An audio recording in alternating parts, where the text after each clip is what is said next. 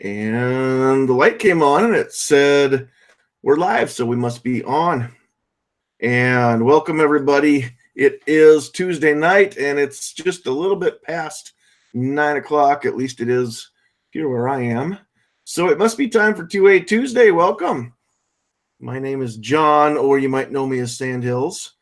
And we do have a pretty lively crew with us tonight. Off the camera to my left, your right, is my favorite co-host, Sandhills Sweetheart, is in the room. And she, as usual, is going to keep tabs on the written chat as I kind of ride herd on these hooligans in the panel here. So, all right, I want to make sure that everything is showing up right over on Gun Channels. Looks like we're okay over there. Don't have anybody joining us except for maybe one person who might be asleep or not even logged in anymore. So maybe Never Enough Ammo is there, maybe not. We'll see if anybody else joins us as we go along. Over on the YouTube side, we've got a few people coming through already. Of course, we've got Sandhills Sweetheart there. We've got the Tennessee Gun Guy, Gunpowder Beauty, Ghost Tactical in the house, Obnoxious One pulling some double duty, and gun-loving Grandpa. We've dropped the Stanley. So howdy, everybody. And I know there will be some more people coming through as the notifications go out. So let's let everybody take just a moment and say hello and introduce themselves. We'll start geographically the closest to us today, and we'll work our way the other direction this time. So from the great state of Nebraska, Travis P11, what's going on? Hey, man, I appreciate the invite. Sorry I'm showing up here at the last minute. Just got over from Hit or Miss Tuesday nights at 9 o'clock. Guys, check out my channel real quick. Cheap plug. I got Caliber Corner being hosted by Night Strike 1 this week. I got a work obligation this Thursday night. I cannot get out of it, but Night Strike's going to host it Thursday night from 6 to 8 over on gunchannels.com. So check it out. Otherwise, man, I appreciate the invite. Thank you. Yeah, thanks for being here. Yep. All right. We have got Squibload checking in from the state of Michigan, if he can say hi at least for a second. Yeah. Had to get to the unmute button. Hi for a second. All right. We know that you'll be joining us once your work obligations are done for the day, so we'll try to. Yeah, about a half an hour. We'll try not to pick on you too much until then. Guys, if anybody has anything bad to say, this is the time that Squib can't get to the unmute button and defend himself. So, I'd rather you guys do it when I'm not around. That way I don't have to hear it. Oh, I'm sorry. From now on, we'll only talk about you behind your back. Thank you. Much appreciated. I'll do it right. I'm sorry. All right. We also have Obnoxious One coming from the east coast of the world, or at least our country. Seagulls, stop it now. Hello. Howdy. Thanks for being here. Mm-hmm. I prefer to talk to Squib right square to his face. I'm not scared. I've never been in the same room as him and been able to talk to his face. I have. He's a tiny little guy. No, he's not, dude. He's freaking huge, dude. Right he's like in the eye, Orange One. He's like 6'5". You've been looking down on Obnoxious One, man. Obnoxious One's got the punch up on that one. All right. Well, thanks for joining us, Obnoxious. A rarity. We've got a fairly special guest. I know Budget's been here a time or two, but typically he's at work and can't join us. So welcome, Budget. Hey, thanks for the invite. Matter of fact, I was just now hanging up from work. They're trying to call me to come in. So, no, that's not happening. I'm staying here. Cool. Well, I am glad that you found us to be more important than work tonight. So makes us all feel good. Nah, this is we're trying to keep it clean here, so I'll just leave that one go. All right, good enough. All right, from Maryland, we've got Kingpin David Bowling. Hello. Thanks for having me. Always a good time. You bet. Always a pleasure to have you. And again, we don't get Ghost in here very often, but he has joined us tonight. What's up, Ghost? Hey, sorry I'm late. Appreciate the invite, man. Yeah, not a problem. Better late than never. And then rounding out the left coast of the country, because we've got to have the bookend on both sides, we have got the Tactical Pickle, the California Cucumber, Calaveras 32 Special. How's it going, everybody? Well, except for you, they're obnoxious. You can go away now. Appreciate the invite there, Sandhills. Yeah, absolutely. Glad to have you. All right, and we've got a few more people have shown up out in the chat. Looks like we've got Rob D is out there. Kingpin's doing double duty, not hanging out in gun channels because it's giving him fits tonight. Tardot, Rich Parth. Who else have I missed here? We've got Ozzy's in the house and Blue Steel. Trigger Plus P is there, and I'm sure I'm missing some people, but that's all right. We'll go back through and say hello to everybody. And Rich White is doing double duty. He just showed up in the chat and in the panel. What's up, Rich? Not too much. How's it going? Yeah, we're doing well here. Thank you. All right, so let's kick this off. We did take a break from the normal list of the Bill of Rights last week because it was the last Tuesday of the month, so we did our panel free chat with just the two of us. So here we are back at tackling the Bill of Rights, of course, the first 10 amendments to the Constitution that were all ratified in December of 1791. And last time we started off with the first one, the First Amendment. Took us all night just to get through the 5 freedoms that are guaranteed by that amendment. And so that brings us up to amendment number 2. And as somebody was saying before we went live, this should be a pretty easy chat tonight. So it says shall not be infringed. And good night, everybody. No, I'm just kidding. See, I'm not familiar with the Second Amendment. What is this about? Okay, for Ghost, who hasn't really been around guns all that much and is pretty new here, the Second Amendment, can anybody tell me, that's the one that says that that you can't, what is that?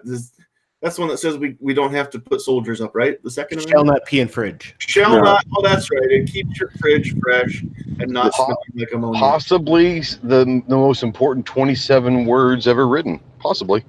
The Second Amendment's the one that covers the muskets that you're allowed to carry and reload every 5 minutes. Isn't it the one that, well, I know it's the one that certain textbooks tell children means that the police and soldiers can have guns to protect us, right? It also says that we can go hunting if we want to. Oh, okay. Yeah, it also mandates the New Jersey reload clause, right? Is that also part of it? The New Jersey reload? Yeah.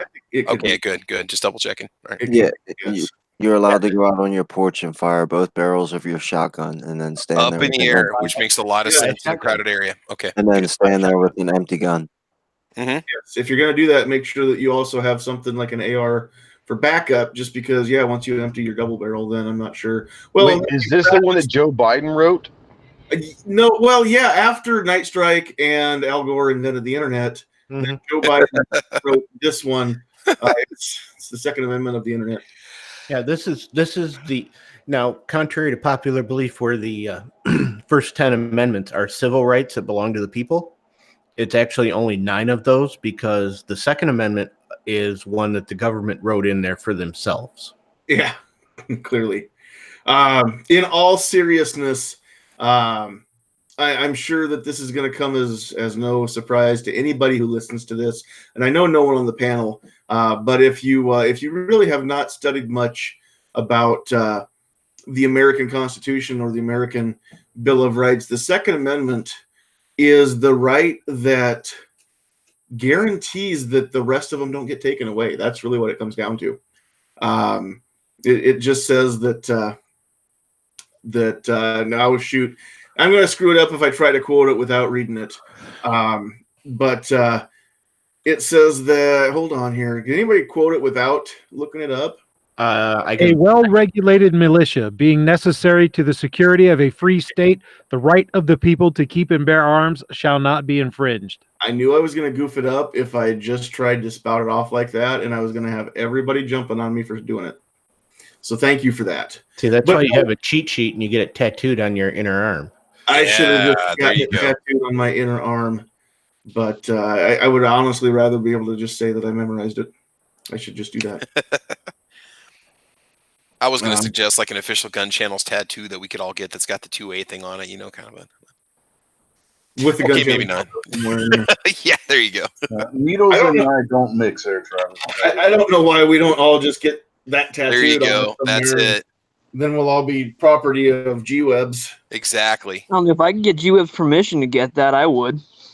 Wouldn't be my first tattoo. Mine Yeah. either. Yeah, that one's cool, obnoxious. We like that one. Okay, so we're not going to necessarily really go around the horn, so everybody try and not walk all over each other as we discuss this tonight. If we get into an issue like that, then we'll start going around the horn. But the Second Amendment was put in place, and this is how I feel about it. If anybody was to just ask me why we have that, the Second Amendment was put in place because not that long before it was ratified, our founding fathers had just got done fighting a war to gain independence, and to once that war was fought, then they had to sit down and draw up a new government, and they drew up something that's never been done in the history of the world before. And then they realized a few years later that hey, we didn't cover everything, and so let's go back in and make a few amendments and just cover all the stuff that we left out. And so what they wanted to do was make sure that that the government that they had created, once they were no longer around to keep an eye on it, never got too big for its britches, is exactly how I would say it.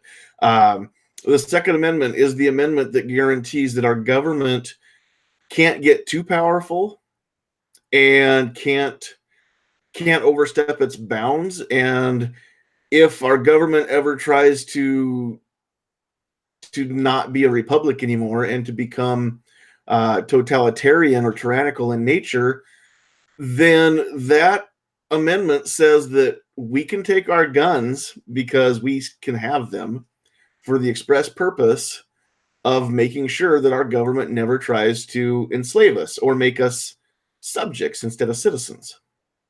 That's, to me, what the Second Amendment was written for. And alongside that, it means that we get to use our guns for a lot of other things. The right to not only keep them, but also to bear them, which means to have them with us, to have them on us, shall not be infringed. To me, that is about as black and white as it comes. And I know that it's been a debate for the last 200 plus years.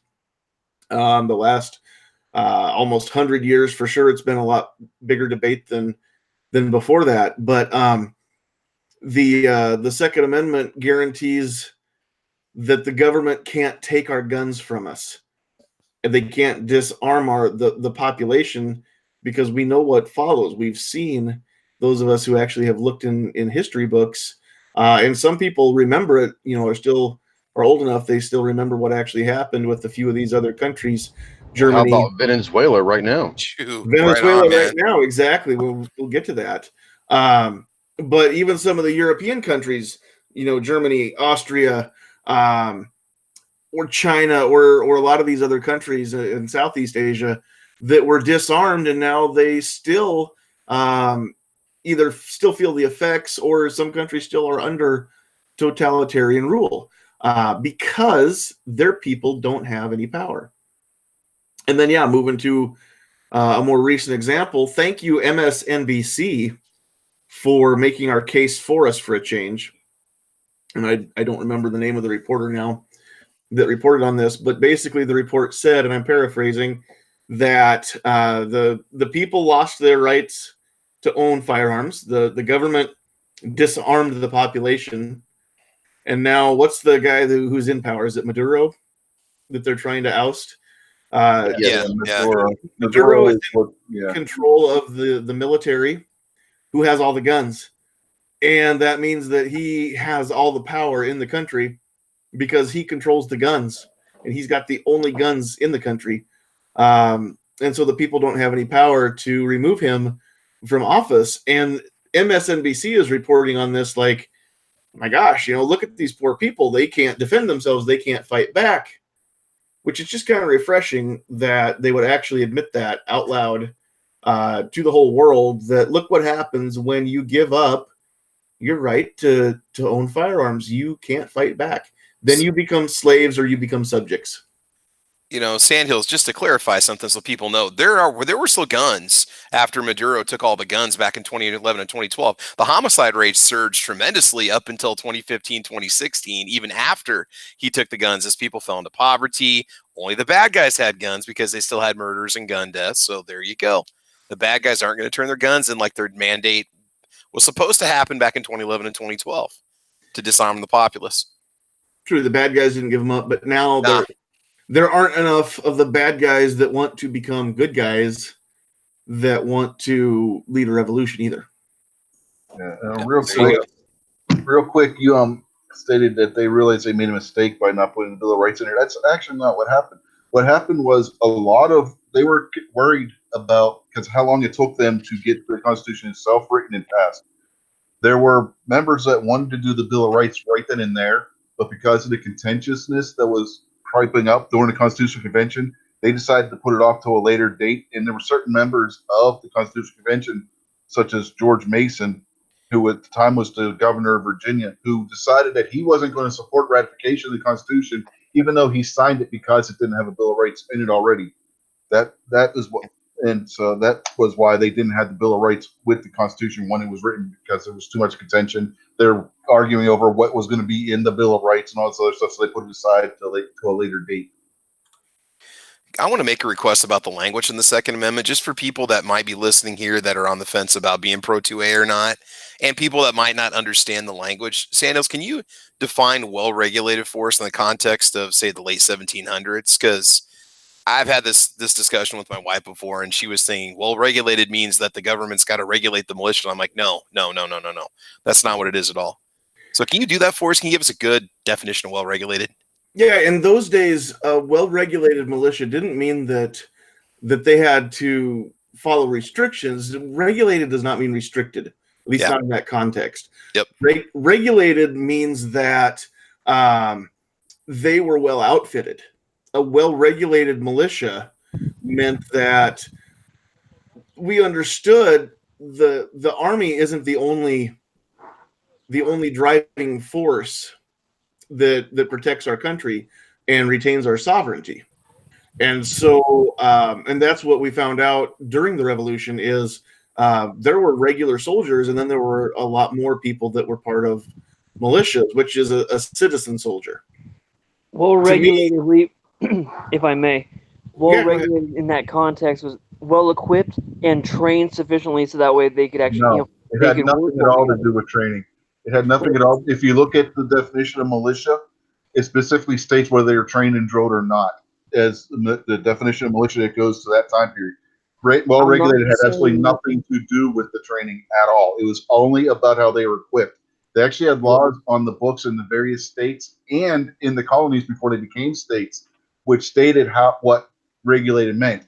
Every state and every colony before that preceded them had a law that stated that it was the people in the militia's job to make sure that they were equipped to the standard that was set by that state or colony, as far as the caliber of weapon used, the types of weapons they would use, the type of gear and kit they would use. And if somebody wanted to join the militia but couldn't afford that stuff, then it was the state's duty to supply them with it. That's what regulated meant at that time.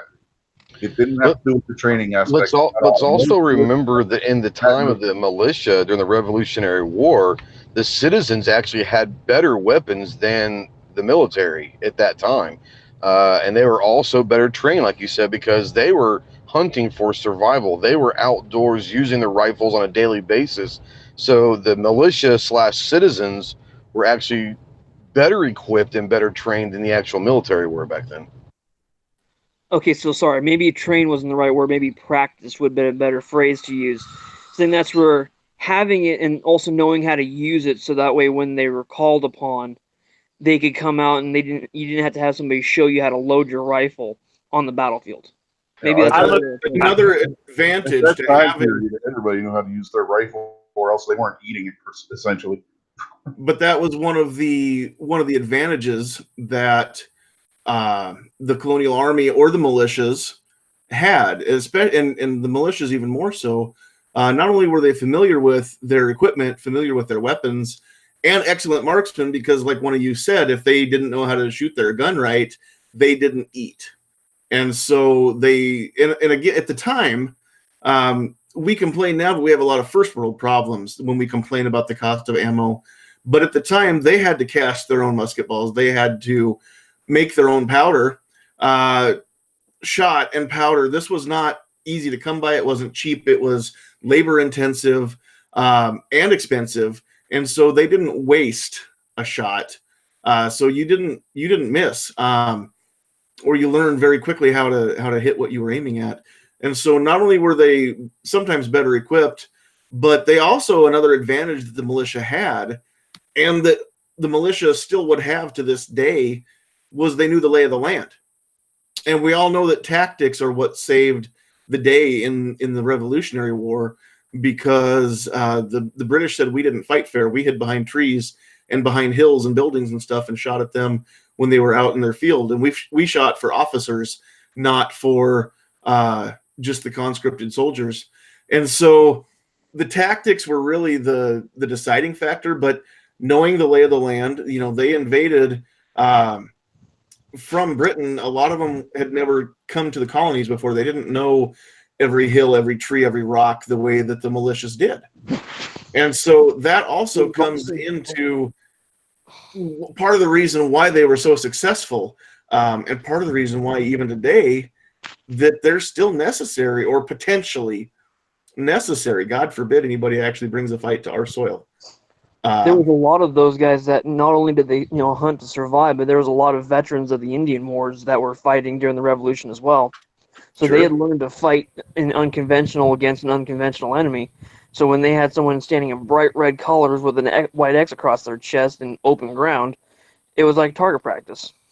Mm-hmm. Yeah, and the British said they didn't fight fair. I say they might not have fought fair, but they fought smart. Well, exactly.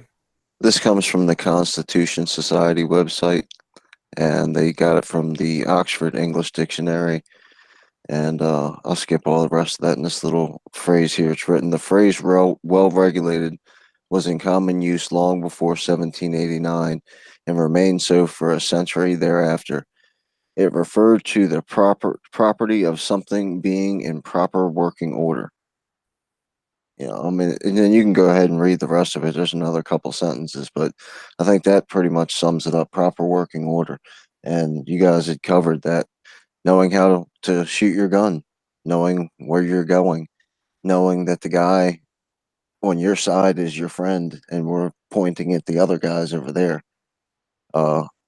So I don't know, I'm a big fan of the Constitution's not hard to understand. It's written in basic American English.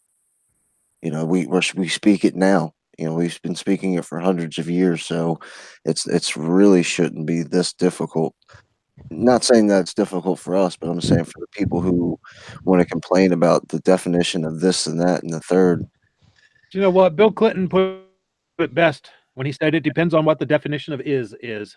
Yep. I look at the regulated portion of it from both the angle of Rich White and Calaveras. All right, your bare minimum equipment meeting a bare minimum spec, meaning you've got to have a gun, a knife, good boots, canteen, blah, blah, blah, whatever it is, right? Or everybody being equipped with similar items. Everybody carries an IFAK. Everybody carries but also your ability not just to train with it per se, because I can understand what Rich is saying about it being about, meeting, having a certain, making sure that it's everything's in good working order and whatnot, or it's all similar enough that you can train with it, you can maintain parts for it, but also so that you have the opportunity to train individually or as a group if you choose to. Not that you have to, but if you choose to. Nobody says you can't go and get together with your friends and practice tactics. Nobody says you can't gunsmith. Nobody says you can't reload. Nobody says you can't have a chronograph. Nobody says that you can't make ballistic gelatin.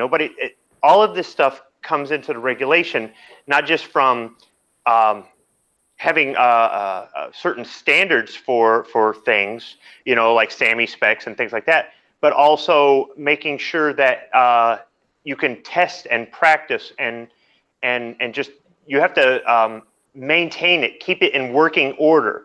So the ability to have gun oil and patches, the ability to take your gun to a gunsmith, all that stuff kind of falls into regulated for me. And I know that's being really technical, but something as simple as not being allowed to fix your guns could ruin the Second Amendment for everybody if you take it to the nth degree, like some of the people that want to get rid of it might do. Well, I think, maybe I could simplify it all and say that the first thing that comes to mind for me when I think of well regulated is me and the guy next to me have the same mindset and we have the same outcome, desired outcome is you're gonna get your boot off my neck and you're never gonna put it there again. And he agrees, and the guy behind him agrees, and the guy down the street agrees. And I think that's the first thing that's well regulated. And in my mind, it might not be right, and I'm not really too concerned. But that's what I think about is that desire that's down inside everybody's heart that says you're not going to push me around anymore. I've had enough, and if you try it again, you're going to have trouble. Yeah, exactly. Yeah, very well said.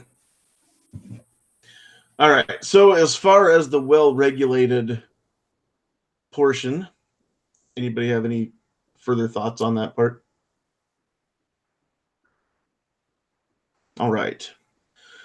So then we have to move on to a couple different other things that people talk about here. We've got a couple commas, and you wouldn't think that a comma would make such a debate for so many years, for so long after the fact. But that one little comma, people are trying to say that means that it's not the same clause. And so what do you guys think about the fact that they threw a comma in there where maybe they, people argue that the fact that they put a comma there means that it doesn't pertain to citizens? They don't know how to read that style of writing anymore. They don't teach it. When you look at the way that was written, that's the way things were written back then. That is the preparatory phrase of the Constitution. That's not the amendment, rather. That's not the important part. That just sets up what's coming in the second part. The second part is the important part. That's like reading the introduction to a book and then reading the book, which is the most important part of that. It's not the introduction, it's the book itself. The way I see it is which one of those clauses is a complete sentence?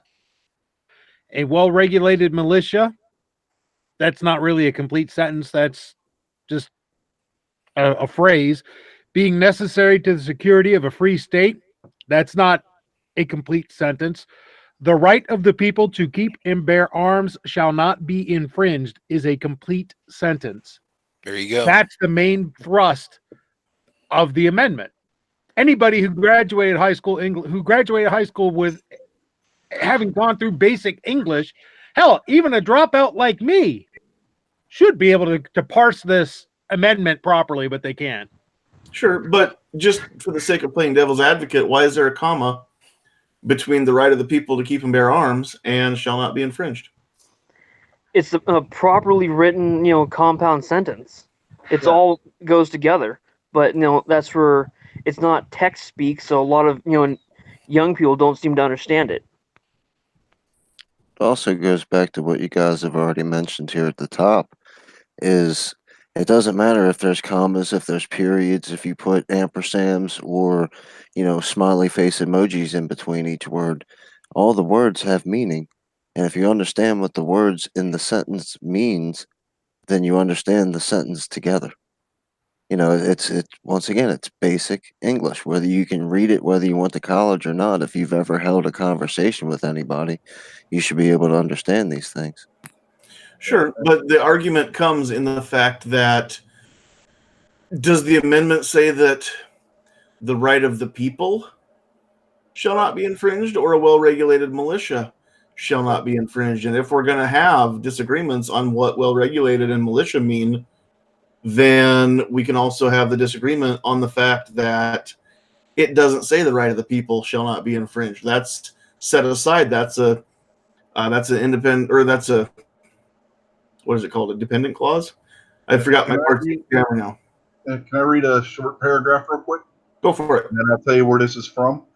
The conclusion is thus inescapable that the history, concept, and wording of Second Amendment to the Constitution of the United States, as well as its interpretation by every major commenter in court in the first half century after its ratification, indicates that what is protected is an individual right of a private citizen to own and carry firearms in a peaceful manner.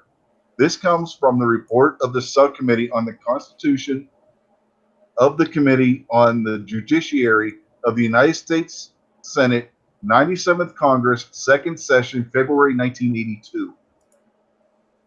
Even up until the 1980s, we had the United States Senate saying that the right to keep and bear arms is that of the people. Sure.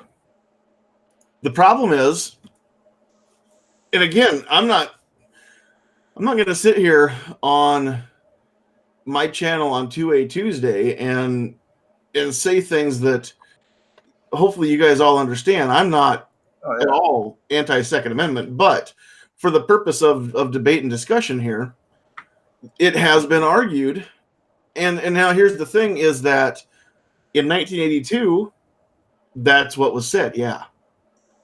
But we've also got, what was it, 2010 or 2012, when the ATF said a bump stock is not a machine gun, nor does it convert a gun into a machine gun.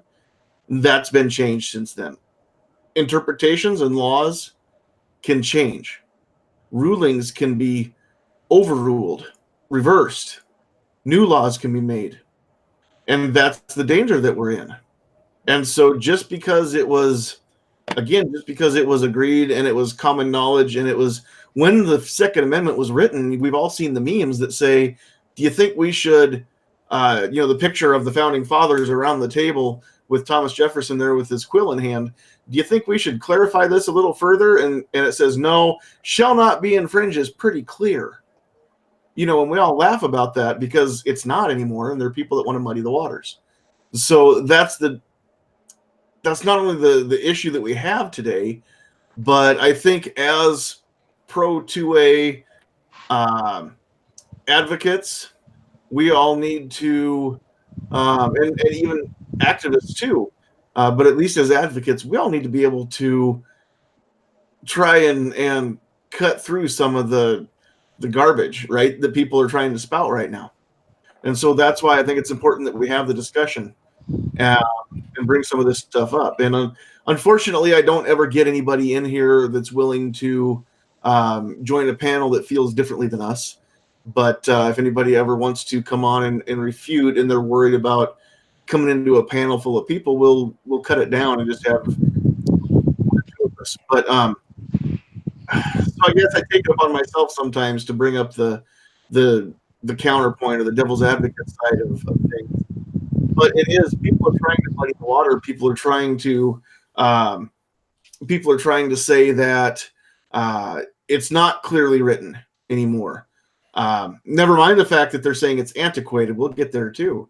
But I think we owe it to ourselves and each other and our rights, our freedoms, to be able to have that discussion with people who honestly believe differently than we do. Maybe you don't. When you muted me, I must have been making some background noise. I was waiting for you to take a breath. That's what we're talking about with people wanting to muddy the waters. I think that, like someone else quoted earlier, Clinton saying about the depending on what definition of is it's trying to put the doubt. They're trying to redefine things. To put doubt in people's minds in order to push things in their direction. And that's part of the muddying the waters that we're having to push back against, because that's where the phrase, that sentence, because it is one sentence really, is pretty cut and dry until you start having people trying to change the definitions of different words. Mm-hmm. Well, the dangerous part about that is, and we could spend a month talking about this, so we don't have to get into it. But are they? Do they really believe?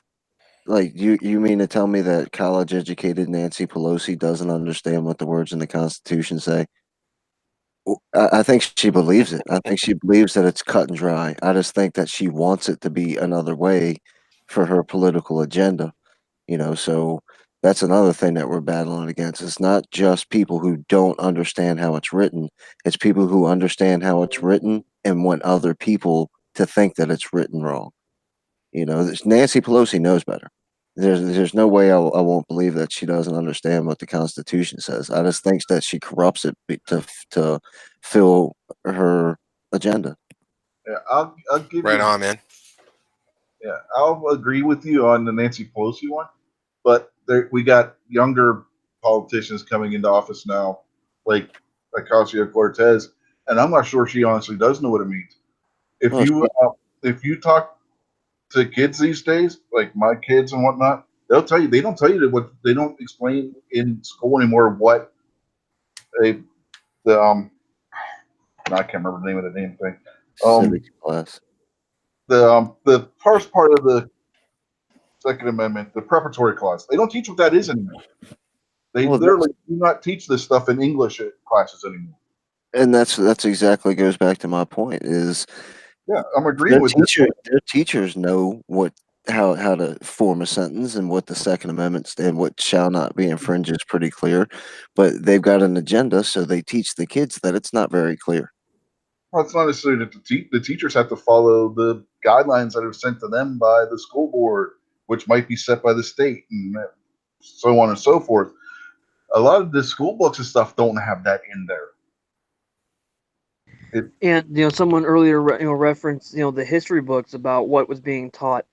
If you look at a lot of the newer history books that are or the American government classes in high school or social science or whatever they want to call it, and you see how it describes it and how it explains it nowadays is a lot different than what it used to, how it used to be taught. Absolutely, it is. And also, we need to keep in mind too, there are a lot of teachers who maybe they do or don't have a specific agenda, but a lot of teachers, along with, if you believe the news anyway, a lot of students too, are just wanting to go home alive at the end of the day. And if the anti-gun people are going to get away with spreading lies and untruth, and the majority of the American public is going to eat it with a spoon and just believe everything that they're told, then yeah, we've got a lot of work to do. Because I mean, the general consensus, if you watch the news, is that most of the country thinks if we had more gun laws, these shootings wouldn't happen. We all, I think, in here understand that's not necessarily the case, so it's definitely not going to be the case.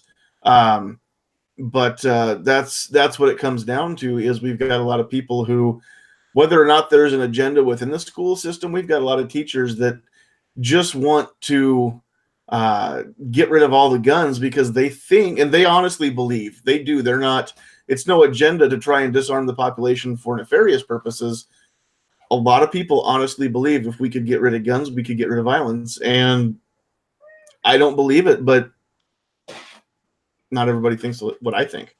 Yeah, statistically, that is proven to be the exact opposite way around. If you look at the states with the state with some of the strictest gun laws in the country, California has the highest murder rate per state. Then when you look at cities with the most strict gun laws, Chicago has the highest murder rate. They have these, as far as city and state, they have some of the most strict gun laws in the country, and they top both lists. Now, when you say those rates, are you just talking total number or per capita? Because that's rate per capita. California ranks at the top, and Chicago ranks at the top. Right, and I understood what you meant. I just wanted the clarification to be out there, so that way people knew. Because, say, California's going to have more crime than, let's just use Sandhills State, Nebraska. if you look at total number just because of the population difference. So I just wanted to make sure everyone understood we were talking per capita. Yeah, we're on the same page. Yeah, because otherwise that would be like saying the houses with swimming pools have more accidental drownings. Well, they do. That's true. Very There's true. more, there's The- more the- people that die of drowning in Florida than die of school shootings. Yes, it's weird how California also has more shark attacks than Nebraska. Why is that? I don't possibly know. I have no idea. So the only reason I bring that up is because, again, if you aren't on the ball and you don't know the facts and figures yourself, and not everybody has a head for numbers and can keep everything straight, that's okay, because there are resources where you can have them and pull them up, with a few clicks on a phone or a computer. But if you don't at least know the numbers and have seen them or understand them, then they can be twisted and perverted to make any argument that anybody wants to make. I love telling people that over 75% of statistics are made up on the spot at least 67% of the time. And whatever numbers I just threw out there, I always make those up differently every time I say that. Right. That's Because also where looking at the statistics too. Because we can pull them up and show people easily, but also I'm a firm believer in following the money on those type of statistics of who paid for said study, and because it doesn't seem to matter if it is. And I know this is generalization. I do apologize for that. It doesn't matter if it's talking gun violence or climate or any other topic you can think of. The people doing the research are more likely to side with whoever's paying their bills for them. So that is also a factor that has to be looked at when examining said studies. I guess the best advice that I can give to anyone who's listening to this, whether you're on the panel or out in the chat or catching this later on replay, is whenever you see facts and figures, I don't care who they're from, question them, research them, do your own research, come up with your own opinion, come up with your own thoughts. That is more than anything what I want every one of these weekly chats to do, is for you to think your own thoughts, come up with your own opinions, whether you agree or disagree with me or anyone else on this show or on this channel. Make sure that you know what you think. Don't just repeat the stuff that you hear, whether it's here or elsewhere. Come up with your own opinions. And the same thing goes for statistics. The same thing goes for articles that you read, news stories that you watch or that you hear. Because again, we've seen time and again that you don't always get the whole story. I was just saying earlier today, I was talking to somebody, I really wish, and I think I said this a couple weeks ago even, when we were talking about the First Amendment and the freedom of the press, but I really wish that there was a mandate that any news organization, whether it's a newspaper or social media news or TV, whatever it is, I wish there was a mandate that they had to report news the same way that someone under oath on a witness stand has to give their testimony, the truth, the whole truth, and nothing but the truth. If we could make every news organization follow those three things, then I think that there'd be a lot different reporting going on, but that's not what gets ratings. It's about Now, right, this man. year, I wasn't, of course, around to hear some of the stuff that he did back in the day, but that's for, I was, looking back, listening to some of the broadcasts by, say, Cronkite in that era. It seemed, at least, I know the people feeding him stuff was more to one side than the other. He was more one side than the other. But at least how it was presented, it was a little bit, more of a, here's the facts, you do the critical thinking. Versus today, it feels a lot more like it's trying to push you in one direction. Then again, definitely. that can be said for any organization. That's where Fox tries to push you one direction, MSNBC tries to push you another. A lot of the smaller social media-based news agencies try to push you in their direction. But that's where the idea of critical thinking is, I think, we don't do that quite as well as we used to. But also having, like you said, the whole truth, and nothing but the truth, so that way, and leave it up to the individual to to process it themselves and figure out what it means. Yeah, the news has become less about reporting the news and more about reporting what they want you to think or to feel, and this might be going off on a little bit of a rabbit hole here, but I catch myself saying I feel a lot more because that's becoming the way that people talk now. I feel like this or I feel like that.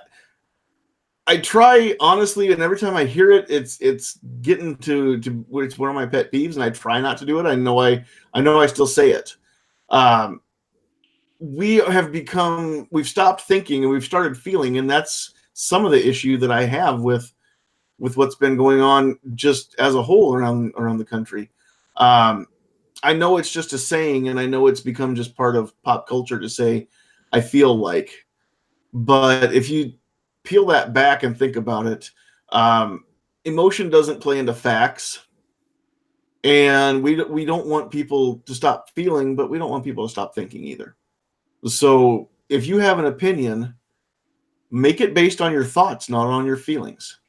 I see the corruption in the whole my feelings thing, especially this far into it. You know, if you're doing something that I don't like, and I know that all I got to do is say you're hurting my feelings, then that can make you stop. I'm going to make you stop. It's not really hurting my feelings, but I just want you to stop doing what you're doing. Yes, So that's that another offended me.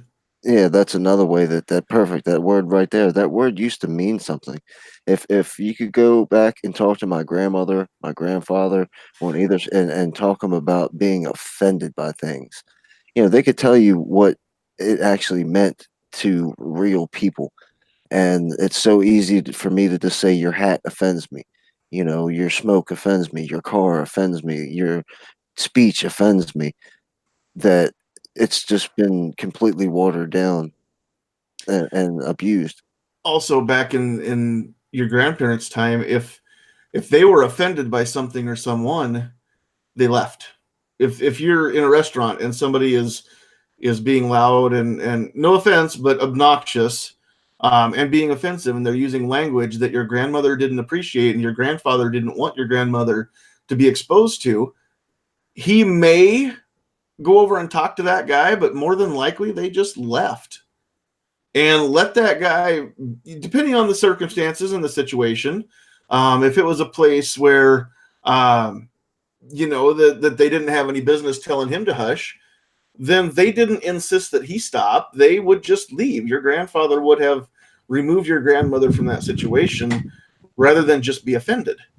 And I think that is we've lost a lot of that too. Is okay if it's offending you, then do something about it besides insisting that or whatever you're insisting, make sure that you're not stepping on somebody else's rights in the process, I guess. If it's a public forum, like we established, you have the right to be offensive. You have the right to be an a-hole with your speech because it's protected by the Constitution. And so when things get to be offensive, you've got to choose between how do you deal with that. Um, if it's somebody's talking like that, it's your home and you ask them to leave, that's within your rights. But if they're out, in a public square, then that's on you to leave if you don't like it. You don't have to listen to it. You Right, don't like have in to. a public square, like public square, people can say it, but that's like the example you were using was like in a restaurant. If enough of the patrons decide, okay, well, this person's over here in the corner ranting in rants and raves and whatever else, and using uh, less than friendly, phrases in that, they can choose to leave, and the business owner, because they're the ones who actually have a stake in that location, can go over and ask them to not necessarily tell them they can't express opinion, although I guess technically they could try to do that, although I wouldn't condone it, but could ask for them to express their thoughts and opinions in language more suitable for where they're sitting, uh, Yeah. so that way they didn't chase off other customers. But yeah, as another customer, you don't have a leg to stand on to ask that person to leave or to stop. Yep, exactly right. It's still a public place. But again, if the business owner recognizes that enough of the patrons are getting upset, then yeah, they may step in. But when we go back to being offended by other things, and let's steer this back towards the Second Amendment. If you are living in an area where you can open carry, and somebody gets offended, and I wasn't able to catch a whole lot of Caliber Corner last week. Travis, you had is it Mike? Is that his name? Yeah, Michael Taylor. Yeah, from Florida Carry. Florida Carry. There are a lot of people in his videos that were offended just because he was exercising his Second Amendment rights. Yeah. And the police would say, there's nothing we can do about it. He's not doing anything illegal. Well, yeah, but I don't like it. Yeah. People are saying, I don't feel safe. Well, okay, but he has every right to carry his firearm because he's not breaking any laws. He's not intimidating anybody, but sorry you feel unsafe, but I feel unsafe when I get in my car every day too, I was listening to a video, and you guys can say what you want about the fact that I watched it, but just because I don't agree with 100% with somebody's politics doesn't mean that everything they say is wrong. But I was watching the latest video that Coley and Noir put up, and it was about some stuff that Cory Booker had said, and then he was going through one sentence at a time and refuting them. And one of the things that Cory Booker had said was, we've got people that that don't feel safe, and we have to tell them that they have to put up with it just because someone else wants to exercise their Second Amendment rights. And I'm like, but there's a lot of people that they don't see it the way that we see it. There are a lot of people that think that the fact that you can open carry in certain states, just because you can doesn't mean that you should. And we think that, yes, we absolutely condone. Not only do we think that you should be able to, but you should go ahead and do it. That's all good and well, but a lot of people don't feel the same way, and a lot of people think that that we can't have certain laws just because people want to walk down the street and carry a gun.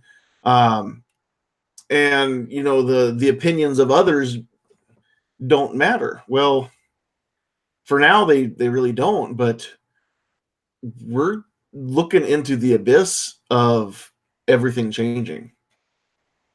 And I don't want to be doom and gloom, and I don't want to be too tinfoil hat, but there's a thin line between I don't know if a line, but there's not a whole lot of buffer between how we feel and seeing it all topple and seeing it all go away.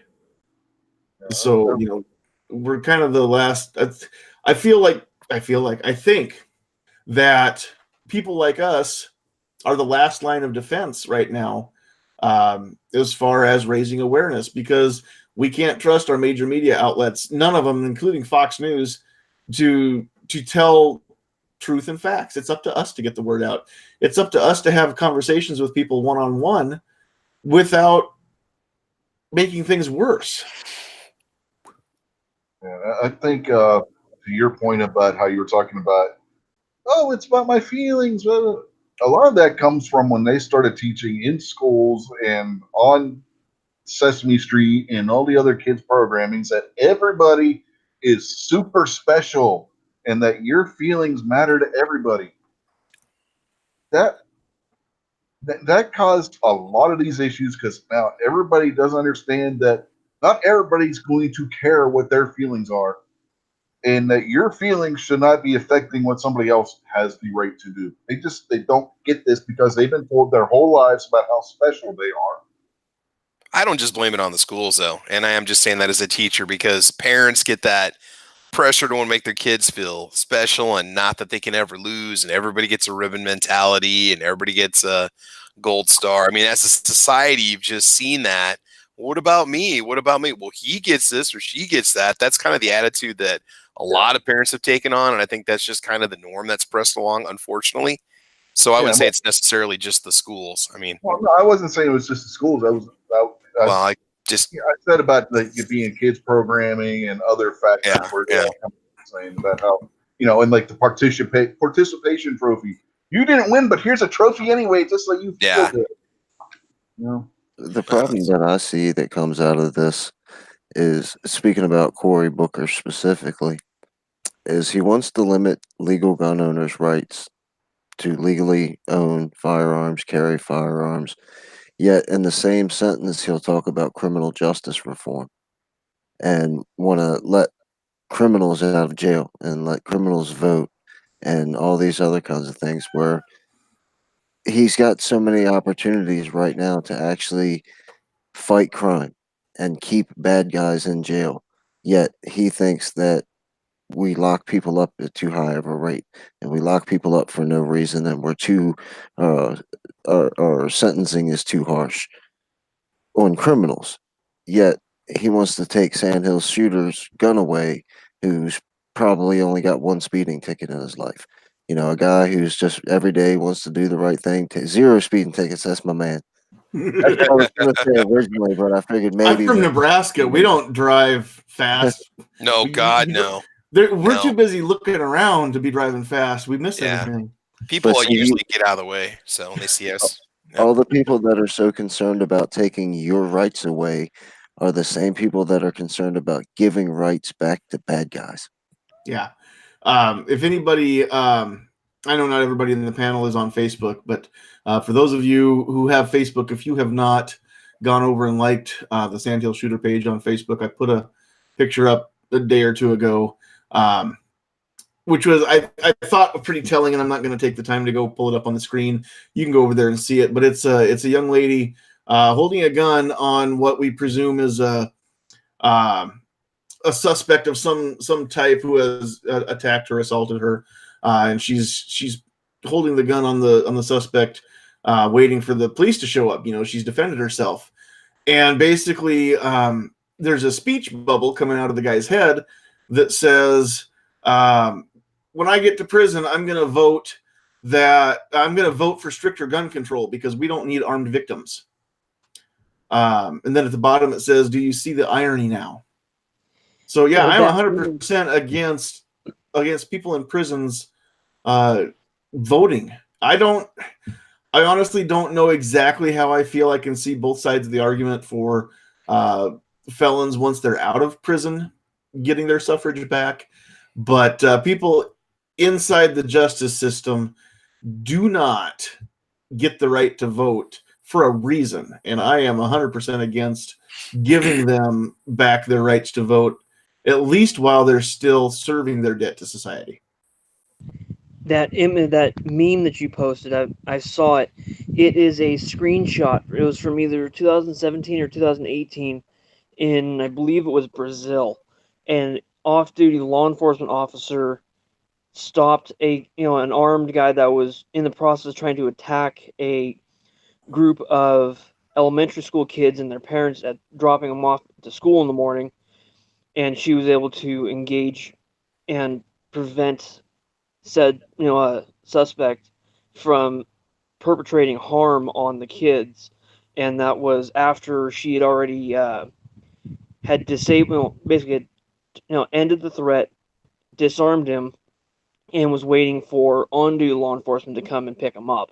That was where that image came from. I remember watching the video when it first hit social media. But yeah, that's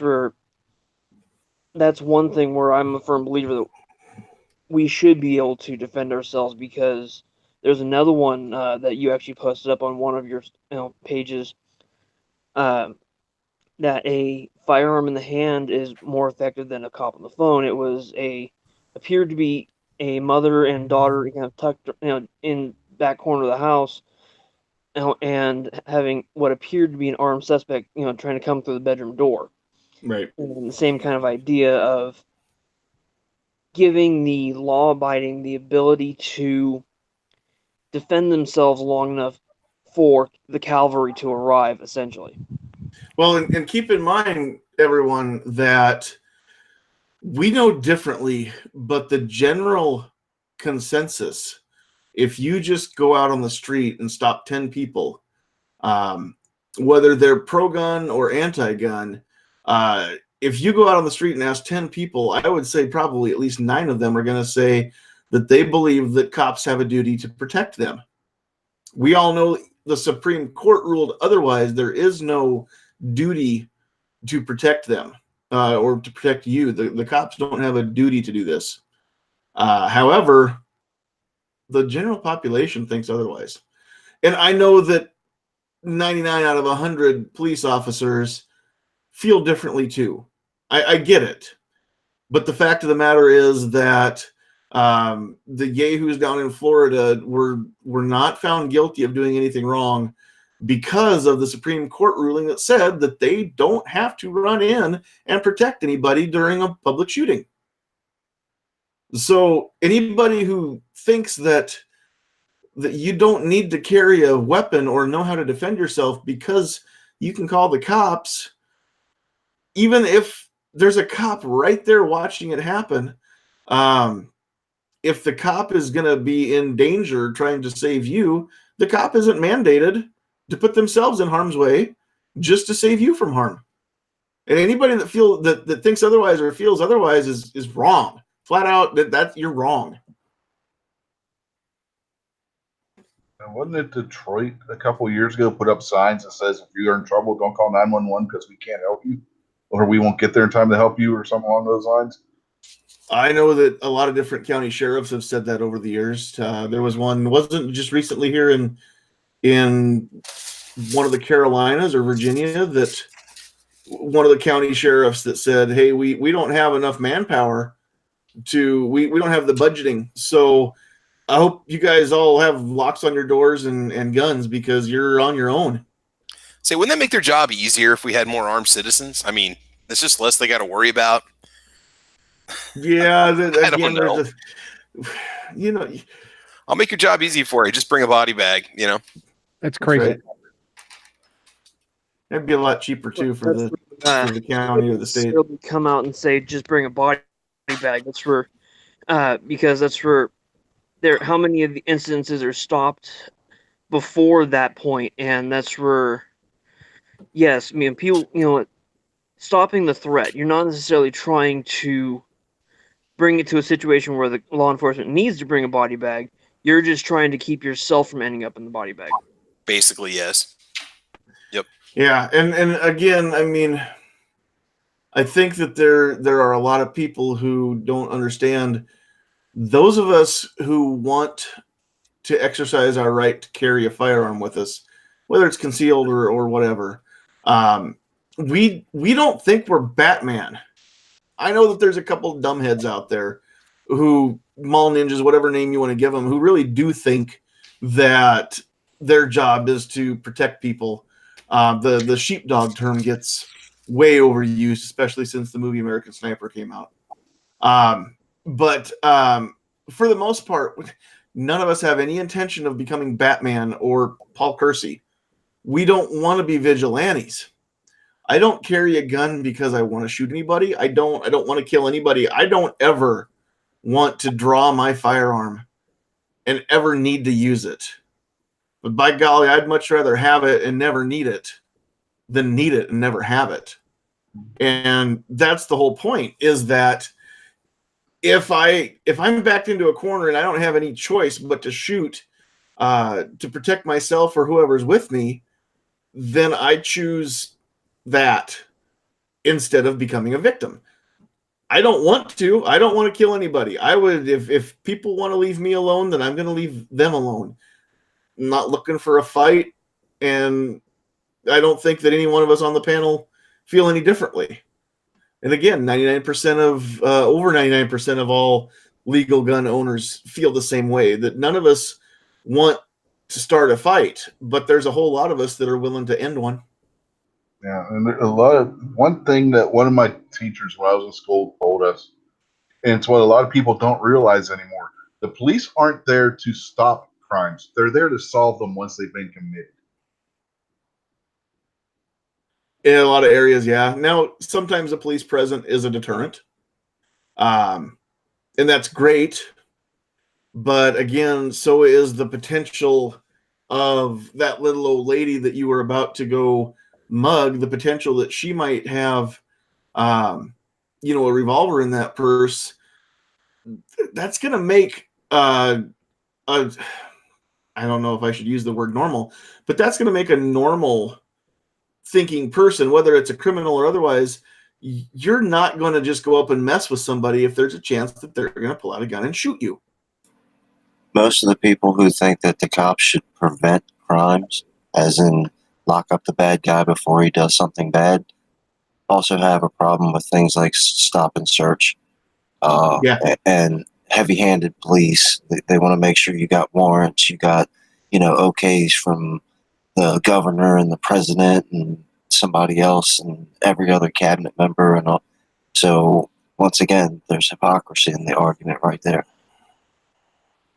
Let's also not forget that we're also talking about a group of people, and I know I'm generalizing, but we're talking about a group of people who want to call Trump Hitler. And then in the next breath, they want to say that only the government should have guns. And so basically, they're okay with Hitler having all the guns. Yeah, they say that they've never in charge of that branch of the government that would have all the guns, right? They've never made the connection in their brains that they want the guy that they call Hitler to be the one in control of every gun in the country. But that is essentially what they're saying, whether they realize it or not. And if you bring that to their attention, a lot of them realize, hey, I don't want that at all. Well, you can't forget they also want to let the racist, murderous cops have guns too. Yes, don't forget Trump is a racist, even though he's received awards in a black church from both Jesse Jackson and Al Sharpton. I think he put that racist thing to bed when he gave Tiger a medal. Well, that's just... I don't know. He's just pandering. Oh, dear. All right, so I don't know if we can keep whipping this topic, if we can get a whole lot more wrung out of the discussion. Yet at the same time, we could talk the rest of our time. That's the whole reason we have a 2A Tuesday chat, is because of this amendment. And the what people are doing to try and take it away, and what others are trying to do to make sure that it never gets taken away. And so, what does everybody else have to say as far as the amendment itself, the way it's written, how it pertains to the Constitution, how it pertains to the laws, and then how does our Constitution affect individual states' rights as well, as far as the Second Amendment is concerned? That's one last thing I wanted to bring up is, first of all, a guy that comments out there, yeah, because if you're not planning on using it for illegal purposes, then you're not a criminal. So I don't see a problem. Same with tanks or fighter jets. Okay, he was asking about people owning grenades. I don't see a problem with people owning explosives. If you're going to use it for bad purposes, you're a criminal, and legalities don't matter anymore anyway, just like with guns. Yeah. Okay, so... I was just going to say, if you look at the term arms at the time when the Second Amendment was written, it meant anything the military had. It doesn't say guns. It doesn't say muskets. It doesn't say swords or sabers. It doesn't say just small arms. It says arms. That's anything. Well, Thomas Jefferson was the one that government has. Thomas Jefferson, I believe, was the one that told one of the citizens that he could own a ship with cannons. Yeah, well, they did. People owned ships with cannons. Companies, shipping companies, they all armed their ships. Even in the 1800s, till the end of the 1800s, beginning of 1900s, you had shipping companies whose ships were armed with cannons. Mm-hmm. You don't see that so much these days, which is why you got the Somali pirates going and capturing ships left and right, because they're not armed. The ships aren't armed anymore. No, you start to see a lot more of that, though. A lot of those big cargo ships are having security teams on them, though, because they know they're going to be going through areas that are dangerous. Yeah, but none of them have a CWIS Gatling gun on it. Yeah, they don't have anti-ship weaponry on them. They should. Yeah, they should. The issue that we get into there, though, is international shipping laws. They're not all American ships, things like that. So, well, Angelina has the right to bear small arms. So, buy things from AlanAnchor.com. I have one of those stickers too, so I do too. I've actually, if I ever open up a gun store, I think I'm going to name it T-Rex. T-Rex small arms or something like that. And getting back to what we were just talking about, if you look at who owned most of the cannon that were used by the Continental Army, they were all of them were either captured British weapons or they were privately owned. Mhm. Even during the Civil War, a large majority of those used by both the South and the North were privately owned. Teddy Roosevelt's Rough Riders during the Spanish American War, he purchased every single weapon that was used by the Rough Riders, including their artillery pieces, their Hotchkiss guns, their machine guns. Roosevelt owned every single one of those himself. That was not uncommon in wars for privately owned cannon and other types of artillery pieces to be put into combat by one side or the other. Yeah, exactly right. So yeah, absolutely. If you All can right. afford the guy that comments, yes, you should be able to own a fully armed Abrams tank. The only, in Um, my opinion, the only thing that should prevent, you from being able to own any type of armament is your own personal checkbook. Well, and the problem with that discussion right there is if I own a fully armed Abrams tank and I do bad things with it, the local police department aren't pulling out their, county issue sidearms to fire it. There's going to be other Abrams tanks pulling up and saying, get out of that tank or we're going to destroy you. And I don't think I want that. So okay, if the average everyday citizen owned a missile and launched that missile, do you realize the repercussions that you're going to face for doing that? It's not like you're going to go to jail for 20 years. You're probably dead. but again, the average citizen, if they own a missile, isn't going to launch that missile against, for illegal purposes. And you can own missile launchers that's a common misconception that you can't. They are NFA items. You get a tax stamp on say an RPG. You can own one. It's not illegal to own it. It's just not illegal to misuse it. That's Exactly. right. And again, if we're going to go down that road, then we can talk about what's the difference between legally owning an M1 tank versus illegally outfitting a bulldozer, putting armor plating on it, and taking that down through downtown, running into buildings, over cars, things like that. I think we've probably all seen that video at one time or another, of the guy that did that, or the guy that stole the tank from the armory. We've seen a few different times that this has happened. What's the difference between me owning a tank because I'm a collector and I want it to be fully operational, and I have no intention of ever breaking the law with it, versus the guy that has no regard for the law, doesn't bother buying a tank, just builds one out of a bulldozer? Yeah, I mean, I honestly cannot see why I need to be penalized or restricted because of that. Because again, this is what it comes down to, guys. Guys being collectively, we've discussed this. I'm not trying to exclude any females. This is what it comes down to, humans. Every gun law, every gun legislation, every gun registration, every infringement that I've ever seen is only dealing with taking guns out of the hands of people who have no intention to commit crimes. I have not yet seen a law that is designed in such a way that it will take the guns out of the hands of the people who break the law. The only difference between me owning a tank and the reason that if I own a tank and I don't shoot a rocket out of the tank or a cannon or whatever comes out of a shell is the same reason I don't lie to my friends. Yeah, that's just that simple. I don't take the guns that I have and do bad things with them, and I don't lie to my friends. And there's the same reason for both. yeah. And you can own a tank. You just can't have the gun that goes on the tank. The gun can't be functional, which is stupid, but that's the way it is. That's It's figured in a 50 caliber. Unless you go through a whole bunch of licensing and everything, you can't have the operational gun on it. Well, what if I loaded it from the muzzle? Would it be okay then? That's debatable. I mean, why can you have an 1890 Hotchkiss gun, but not one that may have been made in 1910? It's the same gun. Why can I own an M16 that was built in 1985, but I can't own an M16 that was built in 1987? What about those broom handle pistols that have the stocks on them? Right.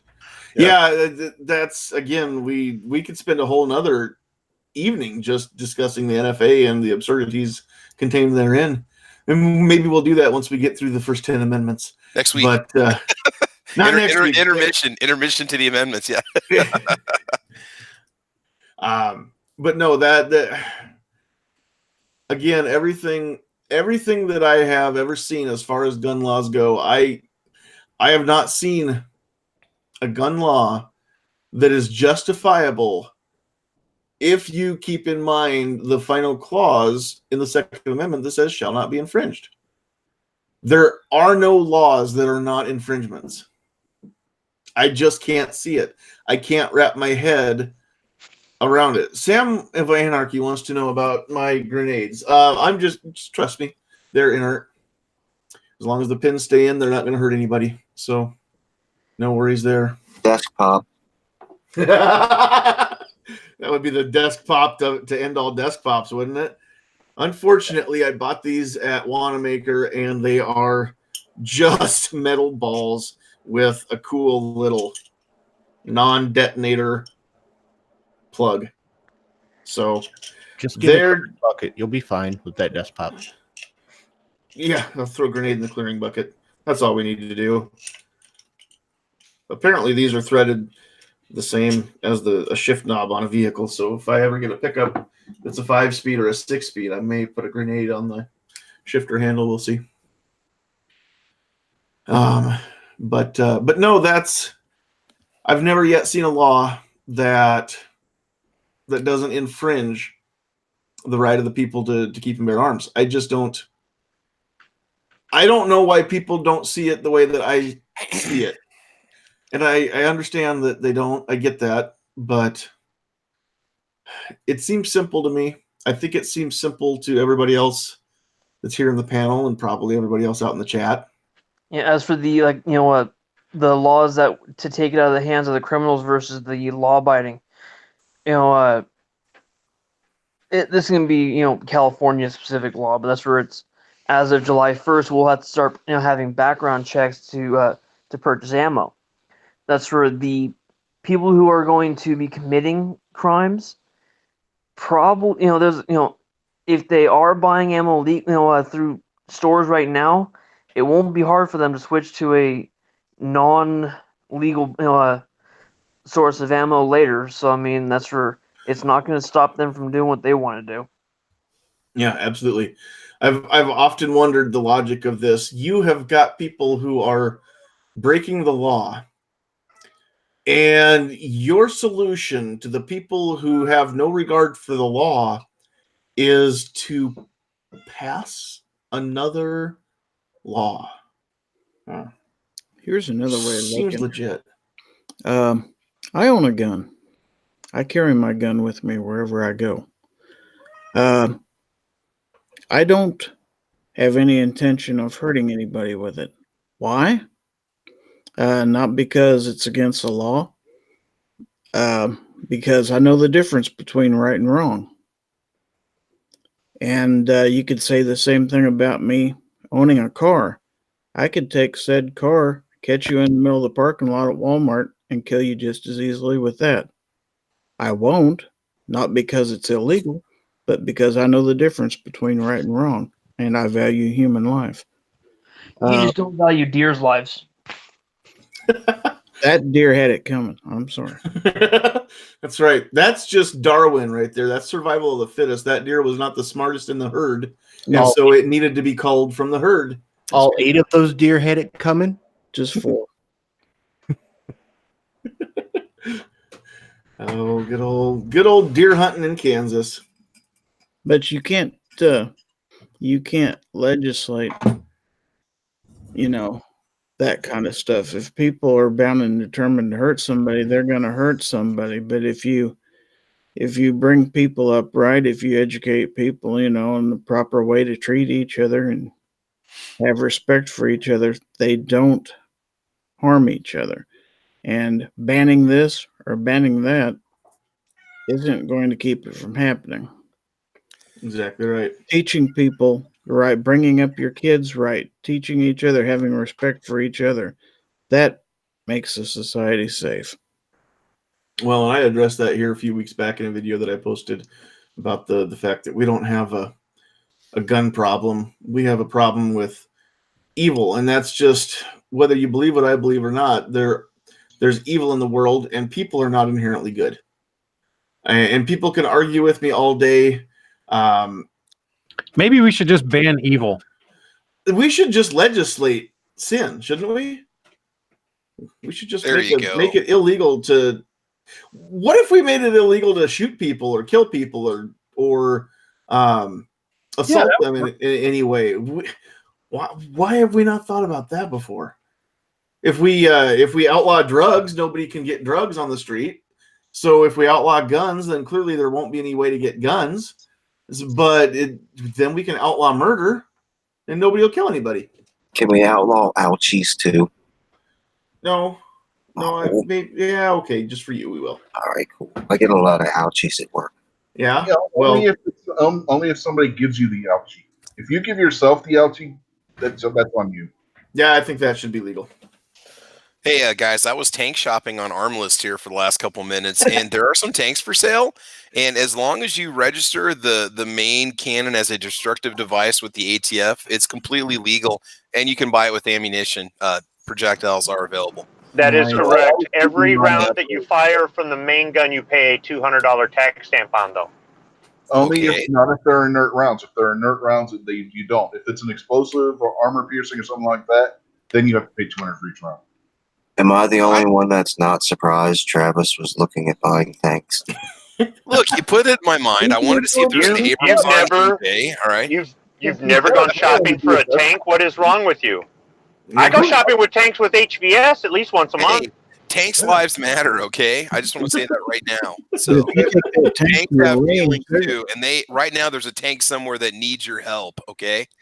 And how do you expect him to do a desktop review if he doesn't get his hands on one? Bring a rescue tank home today. Well, we got that military history museum out by the interstate. I got a pretty good access to them. Some of them actually run, so I might see what I can do. Are those shelter tanks? They're outside, and some of them are indoors. They do rotate them. Bring your tank. No, I think he meant from the point of rescuing it. Are they? Oh, I thought you meant where the tanks and stuff they store. No, they could be. They could come from neglected countries. If you're cold, they're cold. Bring your shelter tank inside.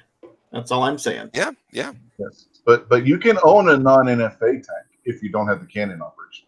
The cannon operation is NFA, so that's why I was saying, just buy an armored recovery vehicle and you're fine. What fun is the tank without the cannon? That's like, it's like you're kidding, right?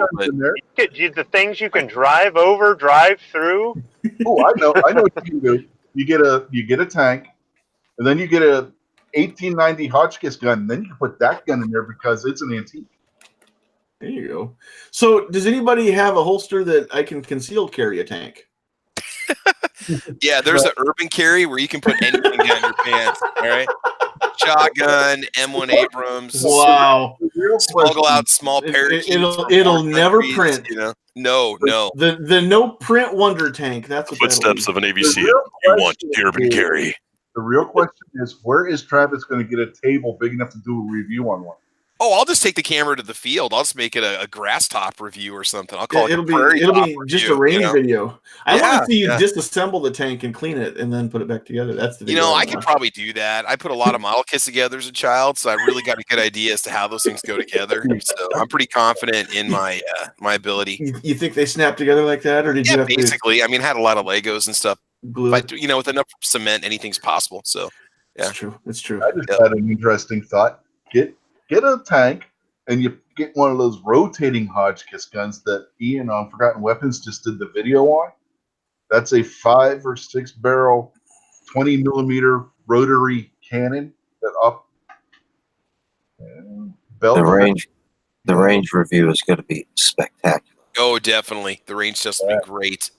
I'm going to shoot from 7, 10, 20, and 25 yards. So, Yes, exactly. actually, All right. There you go. That's Travis, you said you've wanted to play around with some of your the range you go to has a 1,200 yard setup on it, right? And you've been wanting to practice longer 2,000. range. 2,000. 2,000. There you go. Perfect And for now 120 millimeter cannon.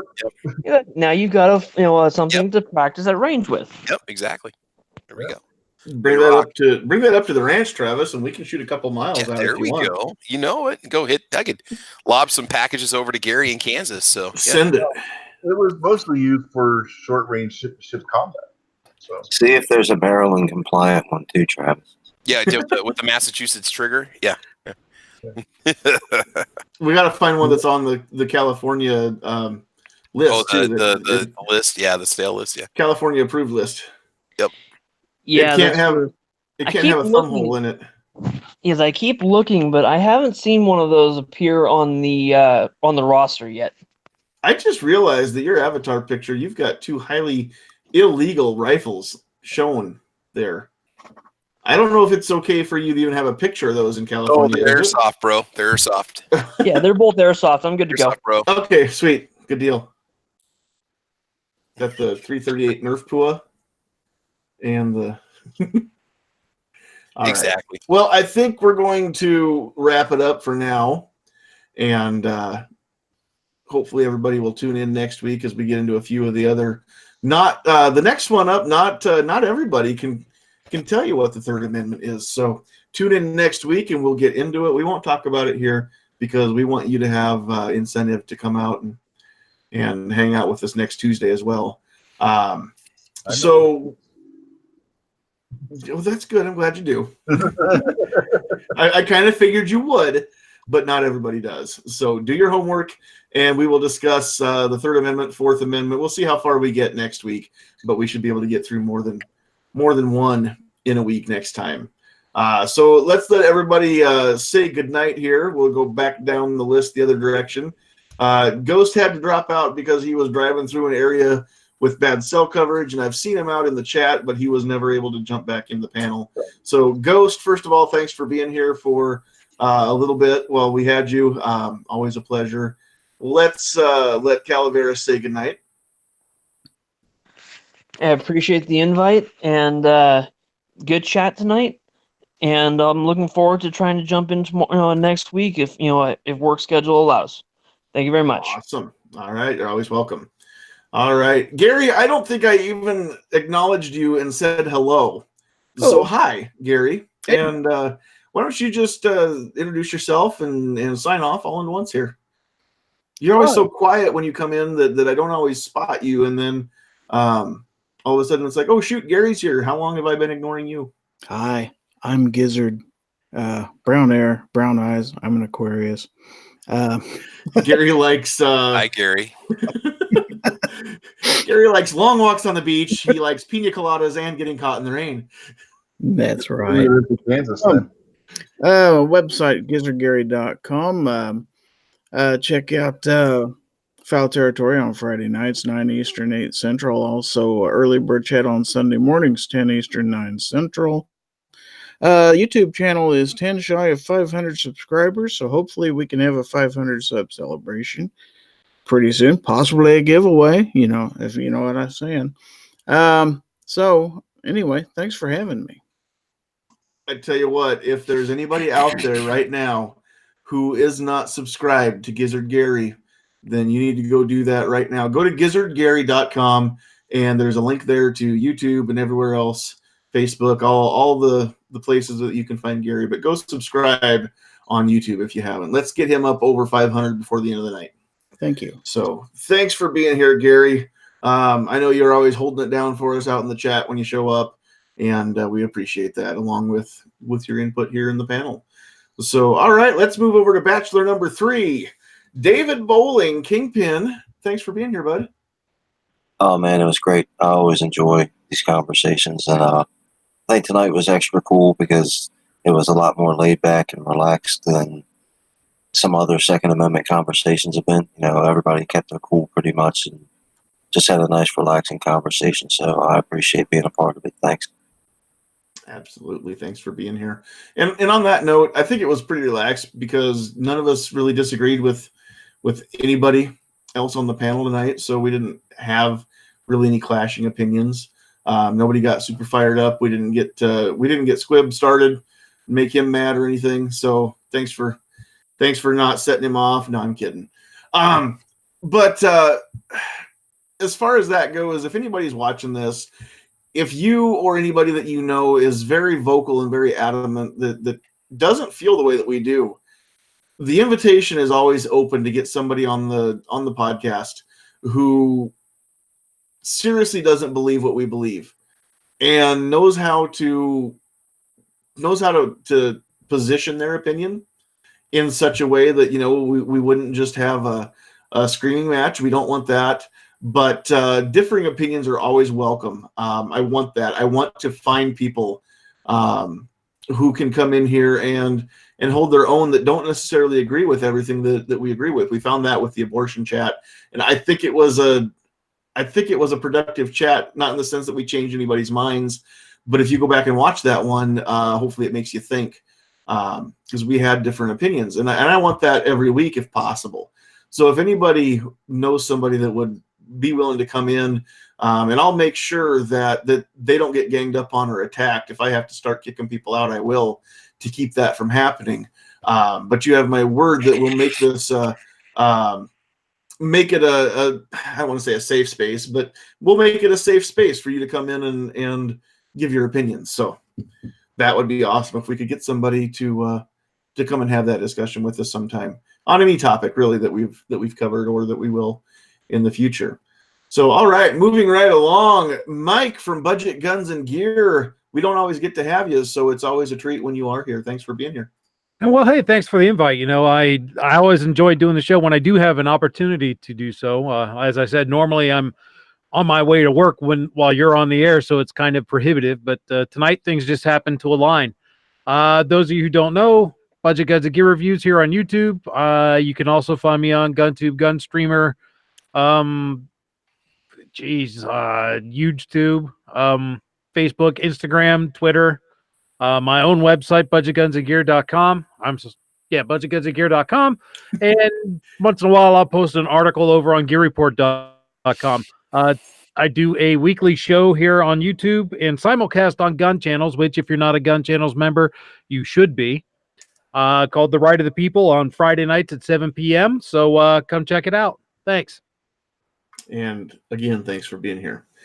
All right, Obnoxious One joining in the chat, having that cool 2A tattoo on your forearm. You actually get bonus points for that, just so you know. None of the rest of us have a Second Amendment tattoo. Literally the Second Amendment tattooed on our body. So I think that's cool as heck. I just wanted you to know that. Thanks for being here, bud. It really sucked getting it there, I'll tell you that. I bet. I really rethought that decision about halfway through that 3.5 hours. I was like, this was not a good idea. And at that point, you're committed because you don't just want to have a well-regulated militia being necessary to. Yeah. What's the rest of that? Never mind. We're good. We're good. I got it up here. If you're gonna get any part of the Second Amendment tattooed on your body and you only get part of it, get the shall not be infringed part. I'm just saying. Yeah, make them start at the end and work their way back. Shall not be infringed. I'm not sure what that means. Yeah. No regrets. And the funny part about it is she actually missed the one comma in it. So I went back to my guy for other stuff. And I'm like, you got to get that comma in there. And it's the one that's right by my wrist. Oh, no. So that, just that little comma, that sucked too. I bet so. That sucked too. So I bet so. All right. Well, thanks for being here. No problem. Everybody check me out on my channel. I'm only 194 away from 500. So, if we can get that up by the end of tonight, that would be fantastic. It usually takes about 3 weeks before these see 194 views total, but we'll do what we can for tonight. You mean I'm gonna have to go talk to Yankee and maybe get him to get me up there. Something. Yeah, I'll just stick with my 306 then, I guess. Thanks for having me. Absolutely. All right, Rich. Thanks for being here. Unloaded Media. Thanks for the invite. And Sunday night at 8 Eastern over on Unloaded Media, we will have This Week Unloaded. And just to throw it out there, it is not a safe space. As if you watched this past Sunday's episode, we had a little fun laughing at Islam. So it's definitely not what you would call a safe space for anybody. Anybody's fair game. We do try to keep it family friendly, but yeah, we'll have fun picking on different things at times. So, yeah. All right. Well, again, thanks for being here. All right, Squib, I'm sorry that we didn't get you fired up too much tonight. Normally, you're good for some opinions that I haven't ever thought about before, and I do appreciate those. But thanks for being here. Yeah, I really didn't have anything to add tonight. That's all right. Either way, you're always welcome. And then last but not least, on the far end of the row here, we had Travis holding it down across the state from me here. Thanks, man. Appreciate the invite. Check out the channel, Travis P11, over on YouTube, also on Gunstreamer, YouTube, GunTube, Gun Channels. And then Caliber Corner, Thursday nights from 5 to 7 Central, 6 to 8 East Coast time. We'll be over on Night Strike 1's channel. And again, I'll put a notice up about that, and you guys can find it on his channel on Gun Channels. So there we go. Little podcast we do on Thursday nights. Very cool. We've had a little bit of shuffling around of the hosts and the shows this week because of reasons. So yeah, man, make sure that you keep up. And if you don't see your usual show at the usual time on the usual channel, then search around. It's probably somewhere. You just have to look. And that's part about what's great about being a member of Gun Channels is you can see all the usual suspects all in one place. So that really helps too. So, all right, over on the Gun Channel side, I don't know if it was working right or not, but I had zero chatting going on. In fact, Never Enough Ammo was in the room and then left. And so apparently we weren't going to see Matt tonight. So Gun Channel's crew, like I said, I don't know if the website was having technical difficulties or what, but nobody was holding it down over there. So all the chatting was done on YouTube. And going through these, I'm going to go from the bottom of the list back up because the best wife in the world keeps track every week. Like I said, she writes these down, so I know exactly who it was that was in the chat, and I don't miss anybody anymore because I don't want to not say hi or not recognize the people that were making this chat what it was tonight. So we had Kinky Sphincter, we had Adam Jimenez, we had Joe Smith. What's up, Joe Smith? We had Sam of Anarchy, or as I call him, Nightwolf. Too Hottie was in the house. Tack Daddy was in the house. We had Budget doing double duty. Midnight was out there. Bishop Ammunition and Firearms showed up again. Vanessa Kitty, always a pleasure. The Googling of the 5 Israeli people, which I'm not sure if I still trust that. I'm not going to do it just because every time somebody says Google something, I wish I hadn't. So Guy That Comments was here. Grim90, good to see you, Grim. Blitz was out there. John Brown Productions. Seven Wonders. Gizzard Gary doing double duty. SS Pawn. I didn't see Stan out there, but thanks for being here, Stan. Black Cat Outdoors. Double A. We'll get you back in here pretty soon, Double A. I actually meant to send you a link tonight, and I don't have you back on the distro list. So I'll try and remember to get that done for next week. And Double A Junior, Hill Climb, Ohio JB was in the house as well. Rich White doing double duty as well. Trigger Plus P, Blue Steel 44, Ozzy Osbourne, Rich Parth, Tardot was here, Kingpin was here and in the panel, Rob D was out there, Gun Loving Grandpa, Obnoxious One doing double duty, Ghost doing double duty for a little bit, Gunpowder Beauty and Tennessee Gun Guy were the first two up there on the board, aside from, of course, the most beautiful co-host in the world, Sandhills Sweetheart. Was holding it down in the chat for me and making sure that I didn't miss anything big. Don't forget 7 Kinky Wonders. Didn't I say 7 Kinky Wonders? Because it wasn't written down. Okay, so 7 Kinky Wonders, the love child of Kinky Sphincter and 7 Wonders. Interesting offspring. Yeah, well, not sure what happened there, but apparently That's one of Kinky's multiple personalities, if I remember correctly. Okay, well, you know what? It's all right. He may have advanced delusional schizophrenia with involuntary narcissistic rage, but he's a good person. And bonus points for anybody that knows what movie that came from. So with that, we will sign off tonight. Thanks everybody for being here. We can't do this without everybody watching. So those of you out in the chat, we appreciate you. Those of you that watch it after the fact, we appreciate you as well. If everybody would just do us a favor and like the video, make a comment down below once this renders, and you can actually leave comments on the video. Let YouTube know that you care about what we're doing, and then share the heck out of it. Tell everybody that whether it's good entertainment or not, it's entertaining as heck to come here on Tuesday nights and check it out. Make sure that if you haven't yet, make sure that you're subscribing to everybody who is part of the panel, and most everybody out in the chat has a channel out there too with some videos up there. So go check those out. Spread the love around. Join gunchannels.com. And then follow us on all of our other social media platforms. We're on Facebook. We're on Twitter.